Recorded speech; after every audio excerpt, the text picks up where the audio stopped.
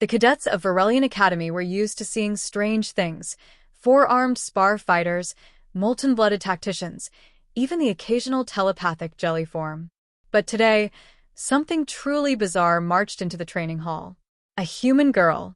Not unusual by itself. Humans were slowly joining the wider galaxy, but this one wore something so outdated, so primitive, that even the reptilian Zernith twins hissed with amusement. An old Earth bomber jacket. Leather. Scratched. Faded. Sewn patches from nations long dead, cities renamed after cosmic events, and a single emblem over the heart, a broken spear crossed over a rising sun. The cadets snickered. Did she crawl out of a museum? Look at that ancient thing. Is that animal skin? Stars, that's barbaric. The human girl didn't react. She simply walked to her station, placed her hands behind her back, and waited for the instructor. Her name, according to the roster, was Mira Hale. The instructor arrives. Instructor Toval Carrick stormed into the hall, his hooves cracking the floor. A war veteran of 3 planetary sieges, he feared nothing in the universe. At least that's what the cadets believed. "All right, you star-blessed slackers," Carrick shouted. "Today is combat assessment, hand-to-hand. Pair up." He scanned the room, eyes passing lazily over each cadet until they landed on Mira. He froze. Not a pause. A freeze. His pupils constricted. The battle medals on his chest rattled from the sudden tremor in his breath. "That jacket," he whispered. The laughter in the room faded. The other cadets exchanged confused glances. Carrick stepped forward slowly, almost reverently. Cadets had never seen the hardened instructor show fear. But now he looked like he'd seen the ghost of a fallen hero. He swallowed hard. "Cadet Hale, where did you get that?" "The jacket's truth." Mira touched the worn fabric gently. "It belonged to my great-grandmother," she said. "Passed down in my family for more than 200 years. A murmur rippled through the squad. 200 years? Carrick inhaled sharply, as if she had just said the name of an ancient deity. "That emblem," he said, pointing to the broken spear and rising sun. "Do you know what it means?" Mira nodded. "It's the symbol of Earth's spear breakers." Gasps. Even the species who didn't know human history flinched at the tone in her voice. The spear breakers were a rumor.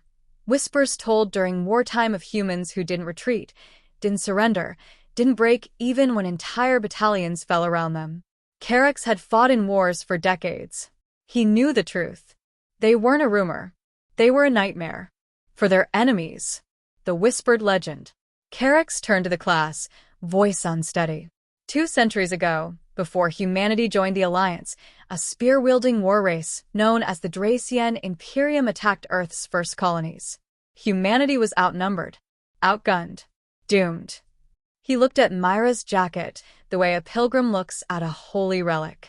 And then they appeared. The cadets leaned forward. The spear breakers.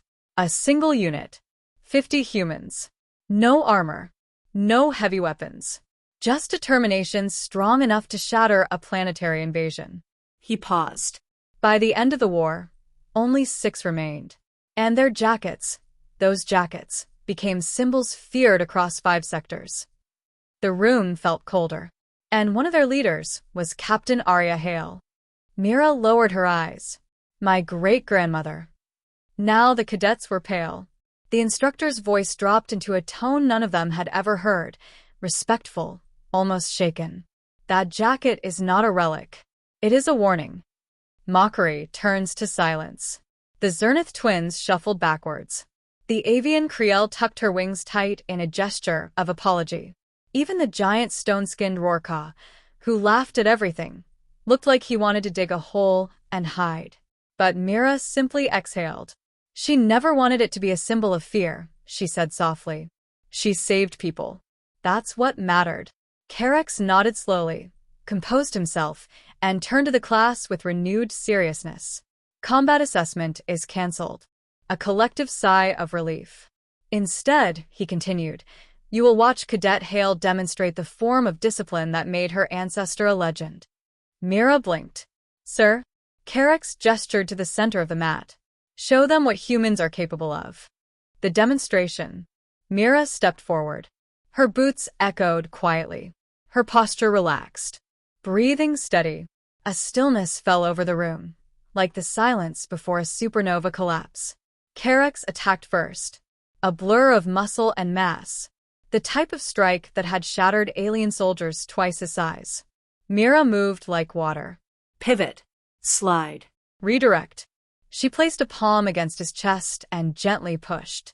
Instructor Carex, decorated war hero, flew backward and skidded across the floor. The cadets were silent. Carex groaned, stood up laughing, shaking his head. Stars above. She has the Hale lineage. Mira blushed, embarrassed. I've trained since I could walk, she murmured. That's all. That is not all, cadet, Carex said, rubbing his ribs. That is history echoing through your hands. Respect earned. The Zernith twins approached awkwardly. We'd apologize, one hissed. Your jacket is intimidating, the other muttered. Kriel bowed deeply. I should not have mocked something sacred. And Rorka rumbled with guilt. You fight like fire wrapped in softness. Very confusing. Mira laughed. It's just a jacket, she said. What matters is what we become, not where we come from. Carex placed a heavy hand on her shoulder. No, he said softly. It matters that you remember where you come from, because the galaxy must not forget what humans have endured and what they are capable of. A legacy reborn. That night, every cadet remained unusually quiet during lights out. They didn't fear Mira. They respected her, not because of the legend, not because of the jacket, but because she carried her lineage with humility, never bragging, never boasting, only walking forward with quiet resolve. The next morning, Instructor Carex made an announcement.